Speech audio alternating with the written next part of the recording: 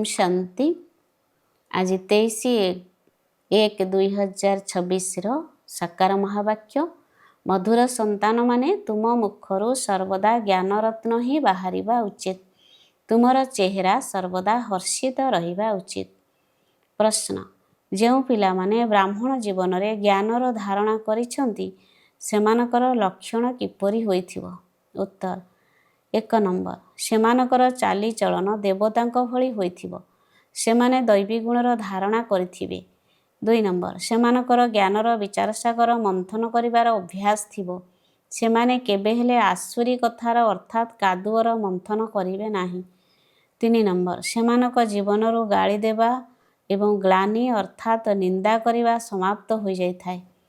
4 number, सेमानकर मुखमंडल सर्वदा हर्षित अवस्थारे रही थाए। ओम शांति, ओम शांति। बाबा आसी ज्ञान एवं भक्ति संबंधरे बुझाउछंती। ए कथा तो पिला माने बुझीगलेनी जे भक्ति द्वारा सद्गति होई न थाए एवं सत्य जुगरे भक्ति न थाए ज्ञान मध्य सत्य जुगरे मिले नाही। श्री कृष्ण ना भक्ति करिथांती ना ज्ञानर मुरली बजाई थांती। मुरली अर्थात ज्ञान देवा। गायन मध्य रहिछि ना मुरली रे जादू। तेबे निश्चित कौनसी जादू थिबो ना। केवल मुरली बजाइबा ताहा तो साधारण फकीर माने मध्य बजाउछंती, किंतु एही मुरली रे ज्ञानर जादू अछि। अज्ञान को जादू तो कुहाजिबो नाही, सेथिपाई मुरली को जादू कुहाजाए। ज्ञान द्वारा ही मनुष्यरु देवता होइथांती। सत्य जुग बा स्वर्ग हेउछि एही ज्ञान द्वारा मिलुथिबा संपत्ति। सेठारे भक्ति न थाए। द्वापर जुग ठारो भक्ति आरंभ हुए जेतेबेले कि देवतारु मनुष्य होइथांती। मनुष्य मानको विकारी, देवता मानको निर्विकारी कुहाजाए। देवता मानकर सृष्टि को पवित्र दुनिया कुहाजाए। एबे तुमे माने देवता हेबाकु जाउछ। ज्ञान काहाकु कुहाजाए? प्रथमे निजर बा बाबांकर परिचय एवं द्वितीय रे सृष्टिर आदि मध्य अंतर रहस्य को ज्ञान कुहाजाए। ज्ञान द्वारा सद्गति होइथाए। पुणी जेतेबेले भक्ति आरंभ हुए ताकू अवनतिर कला अर्थात पतनर समय बोली कुहाजाए। कारण भक्ति को राति एवं ज्ञान को दिन कुहाजाए। यह तो जे केही भी बुझी पारिबे, किंतु दैवी गुण धारणा होई पारु नाही। जदि दैवी गुण अछि तेबे बुझिबाकु हेबो जे ज्ञानर धारणा रहिछि। ज्ञान को धारण करथिबा आत्मा मानकर चालीचलन देवतांक भଳି होइथाए। कम धारणा करथिबा आत्मा मानकर मिश्रित अर्थात किछि आसुरी किछि दैवी चलनी होइथाए। जदि ज्ञानर धारणा नाही तेबे सेमाने मोर संतान ही नुहंती। लोकमाने बाबांकर केते निंदा करुछंती, किंतु ब्राह्मण कूलकु आसीगला परे गाली देवा ग्लानि करिबा बंद होई जाए। तुमको एबे ज्ञान मिलुछि जाहार विचार सागर मंथन करिले अमृत मिलिथाए। जदि एही ज्ञानर विचार सागर मंथन हेउ नाही तेबे बुद्धिरे कोन मंथन हेउथिबो? आसुरी विचार, सेथिरु तो आवर्जना ही बाहरिबो। एबे तुमे ईश्वरीय विद्यार्थी अट। तुमे जानिछ आमे मनुष्यरु देवता हेबार पाठ पढुछु। एही पाठ देवता माने पढ़ाइबे नाही। देवता मानकु केबे ज्ञानर सागर कुहाजाए नाही। ज्ञानर सागर तो जनकु ही कुहाजाए। दैवी गुण मध्य ज्ञान द्वारा ही धारण होइथाए। एही ज्ञान जहा कि वर्तमान तुम मानकु मिलुछि ताहा सत्य जुगरे न थाए, किंतु देवता मानक भितरे दैवी गुण थाए। तुमे माने सेमानंकर महिमा मध्य करुछ सर्वगुण संपन्न। तेबे वर्तमान तुमको से भଳି हेबाकु पड़िबो। तेणु निजको पचारिबा दरकार जे मो भितरे सब दैवी गुण अछि ना कोनोसी आसुरी अवगुण रहिछि। जदि आसुरी अवगुण अछि तेबे ताको बाहर करदेबा दरकार। तेबे जाई देवता कुहाजिबो, नचेत कम पद पाइबो। एबे तुमे पिला माने दैवी गुण धारण करुछ। अन्य मानकु बहुत भल भल कथा सुनाउछ। एक कथा ही पुरुषोत्तम संगम जुग कुहाजाउछि। जेतेबेले कि तुमे माने पुरुषोत्तम हेउछ, तेणु वातावरण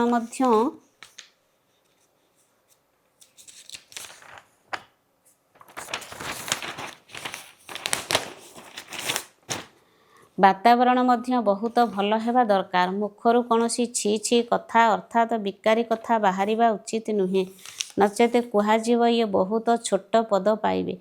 तेबे कथाबार्ता एवं वातावरणरु सबु किछि तुरंत जना पड़ जाइथाए। तुमर चेहरा सर्वदा हर्षित रहिबा उचित। ନଚେତ୍ କୁହାଯିବ ୟାଙ୍କ ଭିତରେ ଜ୍ଞାନ ନାହିଁ। ମୁଖରୁ ସର୍ବଦା ଜ୍ଞାନରତ୍ନ ହିଁ ବାହାରୁଥାଉ। ଏହି ଲକ୍ଷ୍ମୀ ନାରାୟଣଙ୍କୁ ଦେଖ କେତେ ହର୍ଷିତ ମୁଖ ଅଟନ୍ତି। କାରଣ ଏମାନଙ୍କର ଆତ୍ମା ଏହି ଜ୍ଞାନରତ୍ନକୁ ସମ୍ପୂର୍ଣ୍ଣ ରୂପେ ଧାରଣ କରିଥିଲା। ତେବେ ତାଙ୍କ ମୁଖରୁ ସର୍ବଦା ଜ୍ଞାନରତ୍ନ ହିଁ ବାହାରିଥାଏ।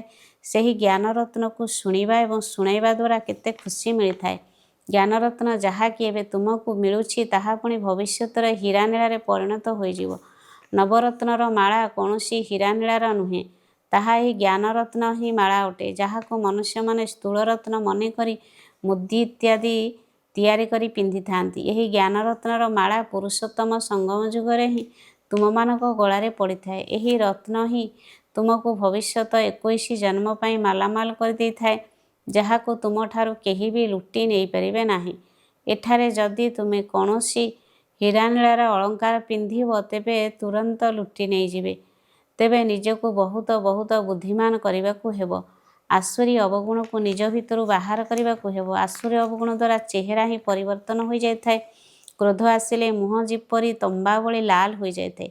କାମ ବିକାରରେ ଆସକ୍ତ ମନୁଷ୍ୟ ତ କଳା ଅର୍ଥାତ୍ ପତିତ ହୋଇଯାଇଥାନ୍ତି। ତେବେ ପିଲାମାନଙ୍କୁ ପ୍ରତ୍ୟେକ କଥାରେ ବିଚାର ସାଗର ମନ୍ଥନ କରିବା ଦରକାର, କାରଣ ଏହି ପାଠପଢ଼ା ହିଁ ବହୁତ ଧନ ଉପାର୍ଜନ କରାଇଥାଏ। ଦୁନିଆର ପାଠପଢ଼ାକୁ ରତ୍ନ କୁହାଯିବ ନାହିଁ। ହଁ, ସେଇ ପାଠ ପଢ଼ି ଚାକିରିରେ ଉଚ୍ଚପଦ ପାଇଥାନ୍ତି। ତେବେ ପାଠପଢ଼ା କାମରେ ଆସେ, ପଇସା ନୁହେଁ। ତେଣୁ ବିଦ୍ୟା ହିଁ ଧନ ଅଟେ। ତାହା ହେଲା ବିନାଶୀ ଧନ, ଏହା ହେଲା ଅବିନାଶୀ ଧନ। କିନ୍ତୁ ଉଭୟ ପାଠପଢ଼ା ହିଁ ଅଟେ। ଏବେ ତୁମେମାନେ ଜାଣୁଛ ବାବା ଆମକୁ ପାଠ ପଢ଼ାଇ ବିଶ୍ୱର ମାଲିକ କରିଦେଉଛନ୍ତି। ତାହା ତ ଗୋଟିଏ ଜନ୍ମ ପାଇଁ ଅଳ୍ପକାଳ କ୍ଷଣଭଙ୍ଗୁର ପାଠପଢ଼ା ଅଟେ, ଯାହାକି ପରବର୍ତ୍ତୀ ଜନ୍ମରେ ନୂଆ ଭାବରେ ପଢ଼ିବାକୁ ପଡ଼ିବ। ସେଠାରେ ଅର୍ଥାତ୍ ସ୍ୱର୍ଗରେ ଧନ ଉପାର୍ଜନ ପାଇଁ ପାଠ ପଢ଼ିବାର ଆବଶ୍ୟକତା ନାହିଁ। ସେଠାରେ ତ ବର୍ତ୍ତମାନର ପୁରୁଷାର୍ଥ ଅନୁସାରେ ପ୍ରଚୁର ଧନ ମିଳିଯାଏ ଏବଂ ତାହା ମଧ୍ୟ ଅବିନାଶୀ ହୋଇଯାଏ। ଦେବତାମାନଙ୍କ ପାଖରେ ଧନ ବହୁତ ଥିଲା। ଭକ୍ତିମାର୍ଗ ଅର୍ଥାତ୍ ରାବଣ ରାଜ୍ୟକୁ ଯେତେବେଳେ ଆସିଲେ ସେତେବେଳେ ମଧ୍ୟ କେତେ ସମ୍ପତ୍ତି ଥିଲା, କେତେ ମନ୍ଦିର ସବୁ ତିଆରି କରିଛନ୍ତି। ପୁଣି ମୁସଲମାନମାନେ ଆସି ଧନ ସବୁ ଲୁଟି ନେଲେ। ସେମାନେ କେତେ ଧନବାନ ଥିଲେ। ଆଜିକାଲିର ପାଠପଢ଼ା ଦ୍ୱାରା ଏତେ ଧନବାନ କେହି ହୋଇପାରିବେ ନାହିଁ। ତୁମେ ଜାଣିଛ ଯେ ଆମେ ଏବେ ଏତେ ଉଚ୍ଚ ପାଠ ପଢ଼ୁଛୁ, ଯାହାଦ୍ୱାରା ଦେବୀ ଦେବତା ହୋଇଯାଉଛୁ। ତେବେ ଏହି ପାଠପଢ଼ା ଦ୍ୱାରା ଦେଖ ମନୁଷ୍ୟ କ'ଣ ହୋଇପାରୁଛି। ଗରିବରୁ ସାହୁକାର। ଏବେ ଭାରତ ମଧ୍ୟ କେତେ ଗରିବ ହୋଇଯାଇଛି। ସାହୁକାରମାନଙ୍କୁ ତ ଫୁର୍ସତ ହିଁ ନାହିଁ। ସେମାନଙ୍କୁ ତ ନିଜର ଅହଙ୍କାର ରହିଥାଏ, ମୁଁ ଅମୁକ ଅଟେ। ଏଥିରେ ତ ଅହଙ୍କାର ଇତ୍ୟାଦି ସବୁ ସମାପ୍ତ ହୋଇଯିବା ଦରକାର। ମୁଁ ଆତ୍ମା। ଆତ୍ମା ନିକଟରେ ତ ଧନ ଦୌଲତ ହୀରାନୀଳା ଆଦି କିଛି ବି ନାହିଁ। ବାବା ମଧ୍ୟ କହୁଛନ୍ତି ଦେହ ସହିତ ଦେହର ସବୁ ସମ୍ବନ୍ଧକୁ ଛାଡ଼। ଆତ୍ମା ଶରୀର ଛାଡ଼ିଦେଲେ ତାର ସାହୁକାରୀ ଆଦି ସବୁ କିଛି ସମାପ୍ତ ହୋଇଯାଏ। ସିଏ ପରବର୍ତ୍ତୀ ଜନ୍ମରେ ପୁଣି ନୂଆ ଭାବରେ ପାଠ ପଢ଼ି ରୋଜଗାର କରି ଧନ ଜମା କରିବ, କିମ୍ବା ପୂର୍ବ ଜନ୍ମରେ ଯଦି ଭଲ ଦାନ ପୁଣ୍ୟ ଆଦି କରିଥିବ ତେବେ ଧନୀ ପରିବାରରେ ଜନ୍ମ ନେବ। ସେଥିପାଇଁ କୁହାଯାଏ ପୂର୍ବ ଜନ୍ମର କର୍ମର ଫଳ। ଯଦି ଜ୍ଞାନର ଦାନ କରିଥିବେ ବା କଲେଜ ଧର୍ମଶାଳା ଆଦି ତିଆରି କରିଥିବେ ତେବେ ତାର ଫଳ ତ ପରବର୍ତ୍ତୀ ଜନ୍ମରେ ମିଳିଥାଏ, କିନ୍ତୁ ତାହା ମଧ୍ୟ ଅଳ୍ପ କାଳ ପାଇଁ। ଏହି ଦାନ ପୁଣ୍ୟ ମଧ୍ୟ ଏଇଠାରେ ହିଁ କରାଯାଇଥାଏ, ସତ୍ୟ ଯୁଗରେ କରାଯାଏ ନାହିଁ। ସତ୍ୟ ଯୁଗରେ କେବଳ ଭଲ କର୍ମ ହିଁ ହୋଇଥାଏ, କାରଣ ବର୍ତ୍ତମାନ ସମୟର ପୁରୁଷାର୍ଥ ଦ୍ୱାରା ସମ୍ପତ୍ତି ମିଳିଥାଏ। ଏଠାରେ କାହା ଦ୍ୱାରା ବିକର୍ମ ହୁଏ ନାହିଁ, କାରଣ ରାବଣ ହିଁ ନଥାଏ। ସେଠାରେ ଗରିବମାନଙ୍କ ଦ୍ୱାରା ମଧ୍ୟ ବିକର୍ମ ହୁଏ ନାହିଁ। ଏଠାରେ ତ ଧନୀ ଲୋକମାନଙ୍କର ମଧ୍ୟ ବିକର୍ମ ହେଉଛି। ସେଥିପାଇଁ ତ ବେମାରୀ ଆଦି ଦ୍ୱାରା ଦୁଃଖ ମିଳୁଛି। ସେଠାରେ କେହି ବିକାରରେ ଯାଆନ୍ତି ହିଁ ନାହିଁ। ତେବେ ବିକର୍ମ କିପରି ହେବ? ତେବେ ସବୁ କିଛି କର୍ମ ଉପରେ ନିର୍ଭର କରୁଛନ୍ତି। ଏହା ମାୟା ଅଥବା ରାବଣର ରାଜ୍ୟ ଅଟେ, ଯେଉଁଥିପାଇଁ ମନୁଷ୍ୟମାନେ ବିକାରୀ ହୋଇ ଯାଇଥାନ୍ତି। ଏବେ ବାବା ଆସି ନିର୍ବିକାରୀ ହେବା ପାଇଁ ପାଠ ପଢ଼ାଉଛନ୍ତି। ବାବା ନିର୍ବିକାରୀ କରୁଛନ୍ତି, ମାୟା ପୁଣି ବିକାରୀ କରିଦେଉଛି। ରାମବଂଶୀ ଏବଂ ରାବଣବଂଶୀଙ୍କର ଯୁଦ୍ଧ ହେଉଛି। ତୁମେମାନେ ବାବାଙ୍କର ସନ୍ତାନ ଅଟ, ସେମାନେ ରାବଣର ସନ୍ତାନ ଅଟନ୍ତି। କେତେ ଭଲ ଭଲ ସନ୍ତାନମାନେ ମଧ୍ୟ ମାୟାଠାରୁ ହାରି ଯାଉଛନ୍ତି। ମାୟା ବହୁତ ଶକ୍ତିଶାଳୀ ଅଟେ, ତଥାପି ମଧ୍ୟ ଆଶା ରଖାଯାଉଛି, କାରଣ ଅଧମରୁ ଅଧମ ଅର୍ଥାତ୍ ବିଲକୁଲ ପତିତମାନଙ୍କର ମଧ୍ୟ ଉଦ୍ଧାର କରିବାକୁ ପଡ଼ିଥାଏ ନା। ବାବାଙ୍କୁ ତ ସାରା ବିଶ୍ୱର ଉଦ୍ଧାର କରିବାକୁ ପଡ଼ିଥାଏ। ଏଭଳି ବହୁତ ଅଛନ୍ତି ଯେଉଁମାନେ କି ତଳକୁ ଖସି ପଡ଼ିଥାନ୍ତି, ଏହି ମାର୍ଗରେ ଚାଲୁ ଚାଲୁ କାମ ବିକାରର ଅଧୀନ ହୋଇଯାଇଥାନ୍ତି, ତେବେ ସେମାନେ ନିଜର ହିଁ କ୍ଷତି କରୁଛନ୍ତି, ଏକଦମ ଅଧମରୁ ଅଧମ ହୋଇଯାଉଛନ୍ତି। ଏହିଭଳି ଆତ୍ମାମାନଙ୍କର ମଧ୍ୟ ବାବା ଉଦ୍ଧାର କରୁଛନ୍ତି। ରାବଣ ରାଜ୍ୟରେ ତ ସମସ୍ତେ ଅଧମ, କିନ୍ତୁ ବାବା ଆସି ସମସ୍ତଙ୍କର ରକ୍ଷା କରୁଛନ୍ତି।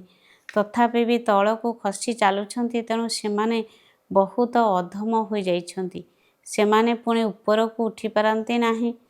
ତାଙ୍କର ସେହି ଅଧମପଣିଆ ଅର୍ଥାତ୍ ବିକାରୀ କର୍ମ ଭିତରେ ମନକୁ ଘାରିଥାଏ। ଯେପରି ତୁମେମାନେ କହୁଛ ଯେ ଅନ୍ତକାଳେ ଯେଉଁ ସ୍ତ୍ରୀ ସୀମରେ ଅର୍ଥାତ୍ ଅନ୍ତିମ ସମୟରେ ଯିଏ କାମ ବିକାରର ଇଚ୍ଛା ରଖିଥାନ୍ତି, ତାଙ୍କର ପରବର୍ତ୍ତୀ ଜନ୍ମ ମଧ୍ୟ ଅତି ବିକାରୀମାନଙ୍କ ପାଖରେ ହୋଇଥାଏ। ତାଙ୍କ ବିରୁଦ୍ଧରେ ସେହି ତାଙ୍କ ବୁଦ୍ଧିରେ ସେହି ଅଧମପଣିଆ ହିଁ ମନେ ପଡ଼ିଥାଏ।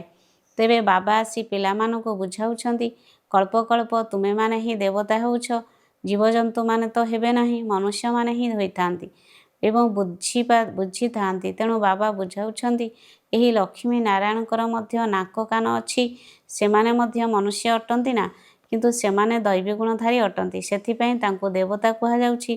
ଏମାନେ ଏଭଳି ସୁନ୍ଦର ଦେବତା କିପରି ହେଉଛନ୍ତି ଏବଂ କିପରି ତଳକୁ ଖସୁଛନ୍ତି, ଏହି ଚକ୍ର ବିଷୟରେ ତୁମକୁ ଜ୍ଞାନ ମିଳିଗଲା।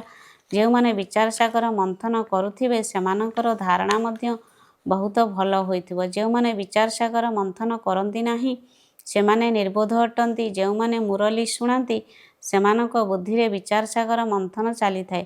ଏହି ବିଷୟ ଉପରେ ଏହି କଥା ସବୁ ବୁଝାଇବାକୁ ହେବ। ତାଙ୍କ ଭିତରେ ଆପେ ଆପେ ବିଚାର ସାଗର ମନ୍ଥନ ଚାଲିଥାଏ।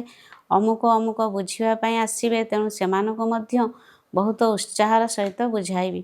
ହୋଇପାରେ ସେମାନେ କିଛି ବୁଝିଯାଇ ପାରନ୍ତି, ତେବେ ସବୁକିଛି ତାଙ୍କ ଭାଗ୍ୟ ଉପରେ ନିର୍ଭର କରେ। କାହାର ତୁରନ୍ତ ନିଶ୍ଚୟ ହୋଇଯାଇଥାଏ ତ କାହାର ହୁଏ ନାହିଁ, ତଥାପି ଆଶା ରଖାଯାଏ। ଏବେ ବୁଝି ନାହାନ୍ତି ତ ସମୟ ଆସିଲେ ନିଶ୍ଚିତ ବୁଝିବେ। ଆଶା ରଖିବା ଦରକାର ନା? ଆଶା ରଖିବା ଅର୍ଥାତ୍ ସେବାର ସଉକ ଅଛି, ଏଥିରେ ଥକିଯିବାର ନାହିଁ। ଯଦିଓ କେହି କେହି ଜ୍ଞାନକୁ ବୁଝିବା ପରେ ମଧ୍ୟ ଅଧମ ଅର୍ଥାତ୍ ବିକାରୀ ହୋଇଯାଇଛନ୍ତି, କିନ୍ତୁ ପୁଣି ଯଦି ସେ ଆସୁଛନ୍ତି, ତେବେ ତାଙ୍କୁ ନିଶ୍ଚିତ ଭିଜିଟିଂ ରୁମ୍ ଅର୍ଥାତ୍ ବୈଠକ ଗୃହରେ ବସାଇବା ଉଚିତ। ଏପରି ନୁହେଁ କି ଚାଲିଯିବାକୁ କହିବ। ତାଙ୍କୁ ପଚାରିବା ଦରକାର ଯେ ଏତେ ଦିନ ହେଲା କାହିଁକି ଆସୁନଥିଲ? ସେମାନେ କହିବେ ଯେ ମାୟାଠାରୁ ହାରିଯାଇଥିଲି। ଏହିଭଳି ଅନେକ ପିଲା ଆସୁଛନ୍ତି, ସେମାନେ ଜାଣିଛନ୍ତି ଜ୍ଞାନ ବହୁତ ଭଲ, କିନ୍ତୁ ମାୟା ମୋତେ ହରାଇଦେଲା। ଜ୍ଞାନର ସ୍ମୃତି ତ ରହିଥାଏ ନା, ଭକ୍ତିରେ ତ ହାରିବା ଏବଂ ଜିତିବାର କଥା ନଥାଏ। ତେବେ ଏହି ଜ୍ଞାନକୁ ଧାରଣ କରିବାକୁ ହେବ। ଏବେ ତୁମେ ବାବାଙ୍କ ଦ୍ୱାରା ଗୀତା ଜ୍ଞାନ ଶୁଣୁଛ, ଯାହାଦ୍ୱାରା ଦେବତା ହୋଇଯାଉଛ। ଯେ ପର୍ଯ୍ୟନ୍ତ ବ୍ରାହ୍ମଣ ନ ହୋଇଛ, ସେ ପର୍ଯ୍ୟନ୍ତ ଦେବତା ହୋଇପାରିବ ନାହିଁ। ତୁମେମାନେ ଜାଣିଛ, ଯେ ପର୍ଯ୍ୟନ୍ତ ବ୍ରାହ୍ମଣ ନ ହୋଇଛ, ସେ ପର୍ଯ୍ୟନ୍ତ ଦେବତା ହୋଇପାରିବ ନାହିଁ। ଖ୍ରୀଷ୍ଟିଆନ, ପାର୍ସୀ ଏବଂ ମୁସଲମାନ ଧର୍ମରେ ବ୍ରାହ୍ମଣ ନଥାନ୍ତି। ଏହିସବୁ କଥାକୁ ଏବେ ତୁମେମାନେ ଜାଣୁଛ। ତୁମେମାନେ ଜାଣିଛ, ଏବେ ଅଲଫ ଅର୍ଥାତ୍ ବାବାଙ୍କୁ ମନେ ପକାଇବାକୁ ହେବ। ସେହି ଅଲଫଙ୍କୁ ସ୍ମରଣ କରିବା ଦ୍ୱାରା ହିଁ ସତ୍ୟଯୁଗୀ ରାଜତ୍ୱର ପ୍ରାପ୍ତି ହୋଇଥାଏ। ଯେତେବେଳେ କି ବି ତୁମକୁ କେହି ମୁସଲମାନ ଆଦି ମିଳିଯାଉଛନ୍ତି, ତେବେ ତାଙ୍କୁ କୁହ ଅଲଫଙ୍କୁ ସ୍ମରଣ କର। ଅଲଫକୁ ହିଁ ଉଚ୍ଚରୁ ଉଚ୍ଚ କୁହାଯାଏ। ଆଙ୍ଗୁଳି ଉପରକୁ କରି ଅଲଫକ ଆଡ଼କୁ ଇଙ୍ଗିତ କରିଥାନ୍ତି ନା। ଅଲଫକୁ କେବଳ ଜଣେ ବୋଲି ମଧ୍ୟ କୁହାଯାଏ। ଭଗବାନ କେବଳ ସେହି ଜଣେ ହିଁ ଅଟନ୍ତି।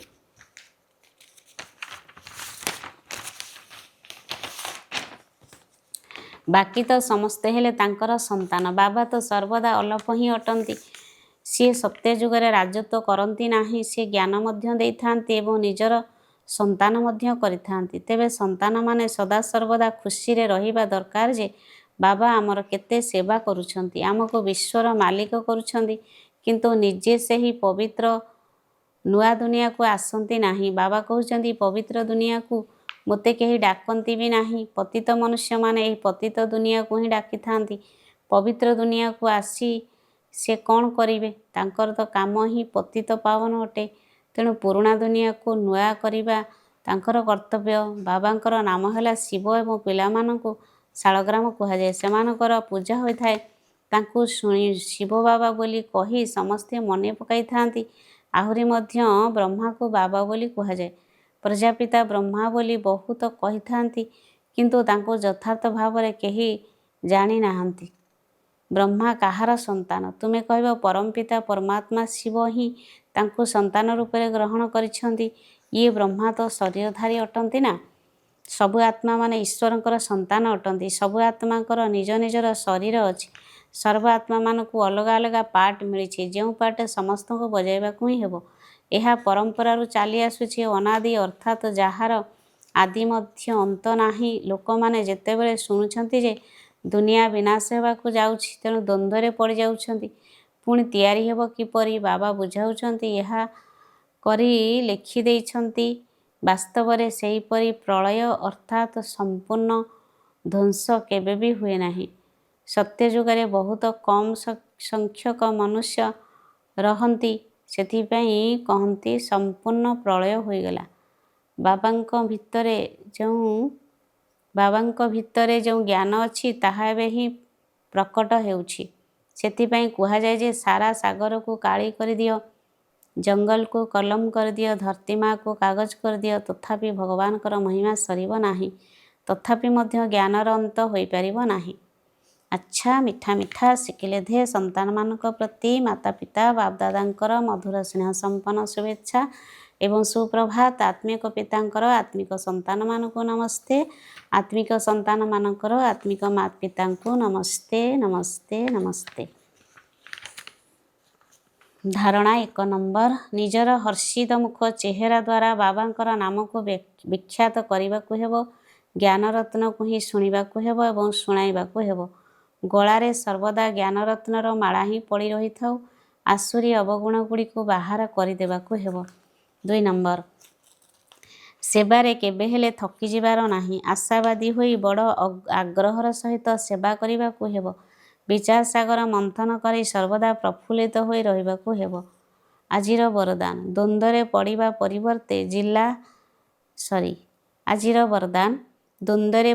ପରିବର୍ତ୍ତେ ଢିଲା ରହୁଥିବା କନେକ୍ସନ୍ ଅର୍ଥାତ୍ ଯୋଗକୁ ଠିକ୍ କରୁଥିବା ସମସ୍ୟା ମୁକ୍ତ ଆତ୍ମା ଭବ।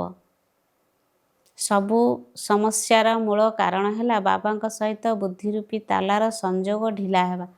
କେବଳ ସେହି କନେକ୍ସନକୁ ଠିକ୍ କରିଦିଅ, ତେବେ ସର୍ବଶକ୍ତିଗୁଡ଼ିକ ତୁମର ଆଗରେ ଉପସ୍ଥିତ ହୋଇଯିବେ। ଯଦି କନେକ୍ସନ ଯୋଡ଼ିବା ପାଇଁ ମିନିଟିଏ ବା 2 ମିନିଟ୍ ମଧ୍ୟ ଲାଗିଯାଉଛି, ତେବେ ବି ସାହସ ହରାଇ ଦ୍ୱନ୍ଦ୍ୱରେ ପଡ଼ ନାହିଁ। ନିଜର ନିଶ୍ଚୟର ମୂଳଦୁଆକୁ ଦୋହଲାଅ ନାହିଁ। ମୁଁ ବାବାଙ୍କର, ବାବା ମୋର। ଏହି ସ୍ମୃତି ଆଧାରରେ ମୂଳଦୁଆକୁ ମଜବୁତ କର, ତାହେଲେ ସମସ୍ୟା ମୁକ୍ତ ହୋଇଯିବ। ସ୍ଲୋଗାନ। ବୀଜରୂପ ଅବସ୍ଥାରେ ସ୍ଥିତ ରହିବା ହିଁ ପୁରୁଣା ସଂସ୍କାରକୁ ପରିବର୍ତ୍ତନ କରିବାର ବିଧି ଅଟେ। ବୀଜରୂପ ଅବସ୍ଥାରେ ସ୍ଥିତ ରହିବା ହିଁ ପୁରୁଣା ସଂସ୍କାରକୁ ପରିବର୍ତ୍ତନ କରିବାର ବିଧି ଅଟେ। ଏହି ଅବ୍ୟକ୍ତ ଇଚ୍ଛାରେ, ଏହି ଅବ୍ୟକ୍ତ ମାସରେ ବନ୍ଧନମୁକ୍ତ ହୋଇ ଜୀବନମୁକ୍ତ ସ୍ଥିତିର ଅନୁଭବ କର। ଯେତେବେଳେ ସେବାରେ ବା ନିଜର ପୁରୁଣା ସଂସ୍କାରକୁ ପରିବର୍ତ୍ତନ କରିବାରେ ସଫଳତା ମିଳୁନାହିଁ, ତେବେ ତୁମେମାନେ କୌଣସି ନା କୌଣସି ବିଘ୍ନର ବଶବର୍ତ୍ତୀ ହୋଇଯାଉଛ। ପୁଣି ତାଠାରୁ ମୁକ୍ତ ହେବା ପାଇଁ ଇଚ୍ଛା ରଖୁଛ, କିନ୍ତୁ ବିନା ଶକ୍ତିରେ ଏହି ଇଚ୍ଛା ପୂରଣ କରିପାରିବ ନାହିଁ। ସେଥିପାଇଁ ଏବେ ଅଳଙ୍କାରୀ ରୂପ ଧାରଣ କର, ଶକ୍ତି ରୂପ ଧାରଣ କର, ତାହେଲେ ବନ୍ଧନମୁକ୍ତ ହୋଇଯିବ। ଇଚ୍ଛା। ଓମ୍ ଶାନ୍ତି।